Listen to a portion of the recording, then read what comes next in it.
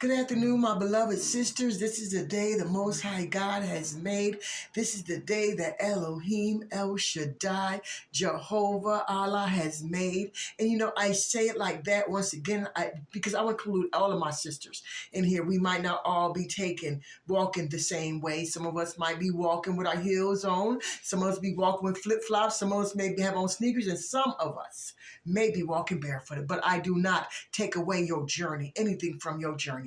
Long as we are all pointed in the right direction, excelling to be our higher selves, reaching to be our higher self, reaching for higher consciousness, seeking higher consciousness on our spiritual journey, because I say that we are a spirit with a body. You are on a spiritual journey. And it says in the Most High God, it says in the divine text of the Bible, forgive me, that the battle is in the spirit and it's not in the physical. All right, so that everything that we're going through is spiritual attacks, right? Spiritual lessons that we need to learn, because this flesh will pass away, but our spirit will live on. Amen. And these are lessons that we need to learn. But I did come before you this afternoon just to talk about forgiveness. I was told, years ago in the midst of my journey, in the midst of my experiences, to forgive the ones that trespassed against me. I did not understand that, and I think sometimes when people tell us things that we need to do as they have come through their journey, they're not really big on the details, right? They're just telling what we need to do. But you have to understand that, and they say that forgiveness, is for yourself, it's not for the other person. I want to change that around. Forgiveness is for both of you. Amen. Forgiving those that has trespassed against you. Forgiving those that threw rocks at you. Forgive those that spoke against your destiny. Forgive those that snatched things out of your hand that wasn't theirs to take. You have to forgive them. And in the process, you are forgiving yourself. Forgiving them breaks loose that chain that has been attached to you. See, when we don't forgive somebody, they have a hold on us. That situation has a hold on us. And when we forgive truly from our heart, not wanting to do no get back, not forgiving them because we are expecting something, but we're forgiving because we don't want to carry that weight no more. We're forgiving because we don't want our heart be laden, heavy, burden laden anymore. Forgive me. We do it because we know it's the righteous thing to do. For we can elevate ourselves. We can elevate on our journey when we first learn to forgive others and to forgive ourselves. Once again, not forgiving someone, you're walking around that person did something to you 20, 30, 40, 2 years ago, 2 days ago, listen to me. And you are holding on to that thing, telling yourself that I'm going to hold on to this. I'm going to remember that thing. Because if I remember that thing and I know how it tastes and I remember how it feels, then nobody else can do that to me again. But that is not your job to protect that heart. The job is the Most High God is to protect your heart and protect your life. You are to walk upon this earth, being divine love, being divine forgiveness, so that divine love and forgiveness can come to you. Amen. So that person that did things to you, you have to say, I forgive you. But you got to mean this thing. You hear me? Like you don't want to carry this thing no more. You're tired of being burdened down from 20 years ago residue of that situation. You're tired of your heart not being able to love the righteous way it's supposed to. You are tired of carrying this thing all on your own. The Most High God tells us to cast our burdens upon him. So we take that feeling that we have, we take that thought that we have, we take that anger from that situation that we had that happened many years ago, and we cast it away from us. I don't want to feel this way anymore. I don't want that person or that situation to have me locked down in a prison. I don't want to be here anymore. And you got to mean that from your heart. Now, how do you know that you are ready to forgive? Because you just feel like, I don't want to hold it anymore. I understand. I see them as a divine being, that no matter what they may have done to me, I see them as I see myself, as a divine creation, that the divine creator created them also with a purpose. And even though in their humanness, they shot a rock at me, even though in their humanness, they spoke against me, even though in their humanness, they said no to me, I got to breathe.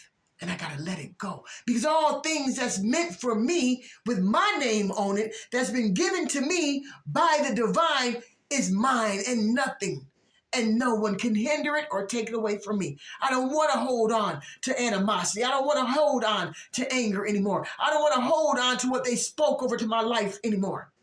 I forgive them because I understand that we all have human experiences.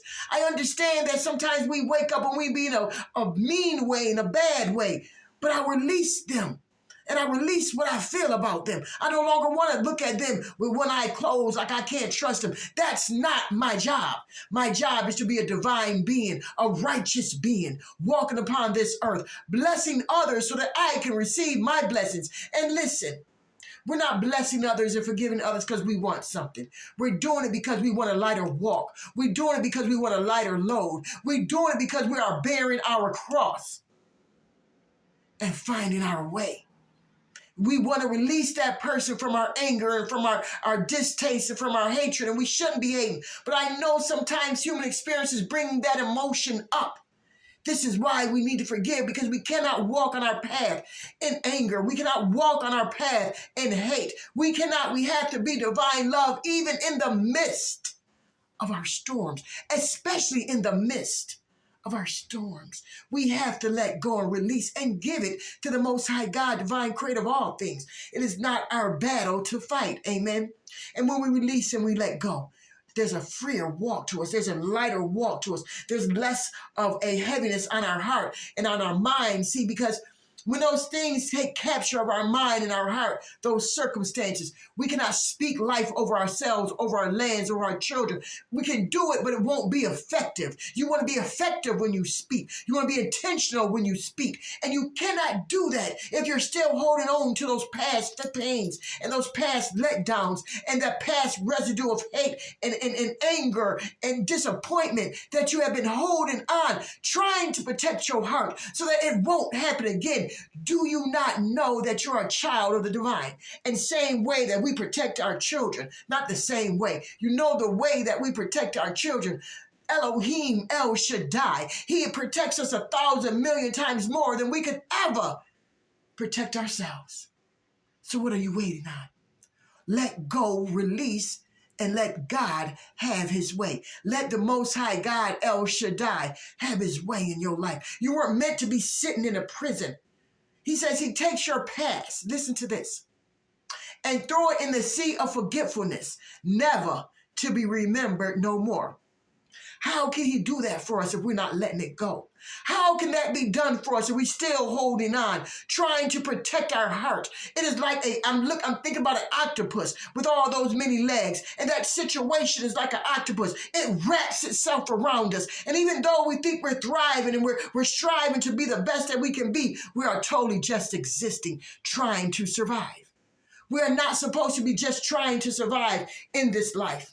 We have been given a purpose. A plan has been written for our lives. But we cannot fully walk upon that path if we're still holding animosity to that person, that thing, or that place that has caused us depression, that has caused us pain, that has caused us trauma. And like I told you, I'm only going to come before you with things that I have learned, things that I have done in my life to overcome my trials and my tribulations. Remember, we are going from trauma to triumph.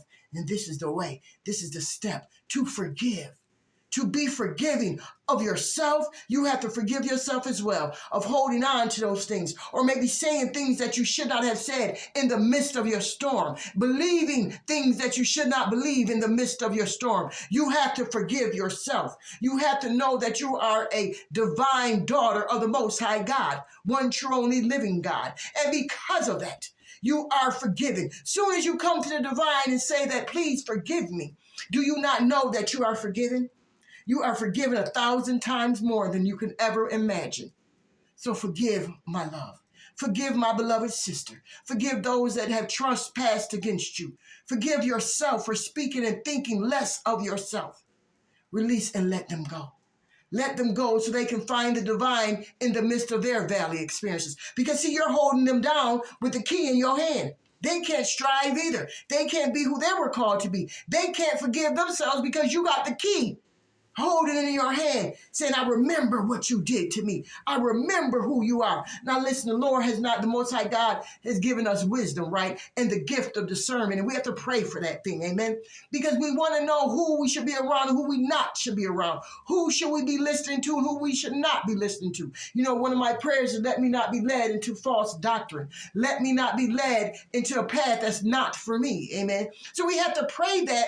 We also have to be forgiving of those that trespass against it. I keep repeating this because it keeps being repeated to me to emphasize on that point that we must first learn to forgive. Because if we're not forgiving others, listen, how are you manifesting things in your life with love? Because love has to be pure. Love has to have no residue from the trauma. Love has to be clean and fresh and new. But how can that be if we're still holding on to past trials and tribulations in our lives? You got through it because you're standing here today.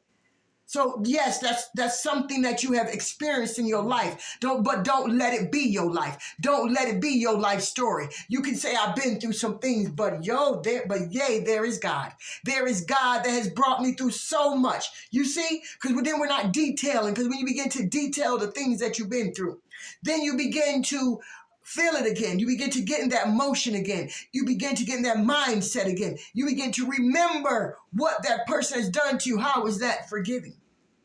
Forgiving means to let it go and let the Most High God take that and throw it into the sea of forgetfulness. Never to be remembered anymore. Never for you to remember. Never for your neighbor to remember. Never for that person that shot that rock at you to remember. You have been free and you are free indeed. But first it comes with forgiveness. You have to forgive yourself and you have to forgive your others. I was sitting last night thinking about forgiveness and I started to forgive those. See, I'm always learning. I have not made it thus yet, but I feel that I'm on my path. Amen. So I began to forgive those that had trespassed against me. Forgive those that shot rocks at me. Forgive those that tried to bury me. Amen. I forgive them because I know every day we wake up some days and trials and tribulations be weighing us down. We all do that, whether it's the person that is doing right or the person that's doing wrong. We all wake up in life trying to find our way. When we release and pray for them and let them go, then that's between them and the Most High. It's off of us. You see? Then we can speak life over ourselves and over our lands in expectation that it's going to come to pass because we're no longer holding on to someone and no one is holding on to us. Our heart is clear. Our mind is clear. Amen. And then we can have righteous thoughts, speech, and actions. You see? So we first must forgive that person. And when you're ready to forgive them, because you'll feel it in your heart, you want to let it go. You'll feel in your heart, I don't want this on my plate anymore. I don't want this on my back anymore. I want to walk free. I want to be free. I have been redeemed. And so you'll feel that in your spirit, that no longer that thing bothers you. No longer that person can no longer make you feel tight when you see them or you hear their name. It's not that you don't care, but it's that you don't care to carry that anymore. Am I making sense? You don't care about carrying that mess anymore. You want to release and let it go. You don't want to be bound down anymore.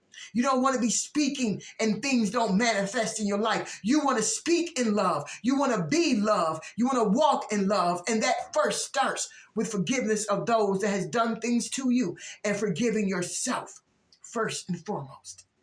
So, beloved, I come before you speaking about forgiveness and how we should forgive and what that feels like and what's the reward of forgiveness. You see, because there's a reward in everything that we do when we're obedient and do what thus saith the Most High in our lives. So forgive, beloved, so that your life can be better for it. Forgive, beloved, so that you can go from trauma to triumph because you are the beloved daughter of a Most High God and He loves you with an unconditional love. Be all that you can be, but first start with forgiveness. I love you and may your day be divine.